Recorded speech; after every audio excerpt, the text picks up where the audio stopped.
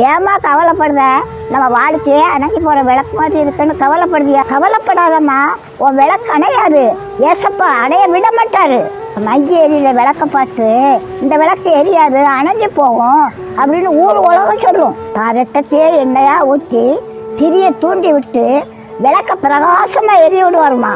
மங்கி எரியில விளக்க ஏசப்பா அணைய விட மாட்டாருமா.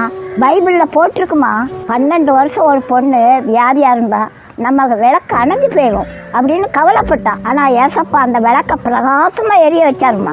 உன் குடும்ப விளக்கும் பிரகாசமா எரியுமா. உனக்கு அற்புதம் செய்தது ஏசப்பாக்கு லேசான காரியமா. உனக்கு செய்யாம வேற யாருக்குமா செய்ய போறாரு? நீ அவரோட பிள்ளைமா.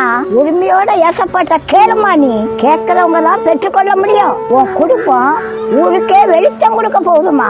உலகத்துக்கே வெளிச்சம்னு ஏசப்பா சொல்லியிருக்காருமா.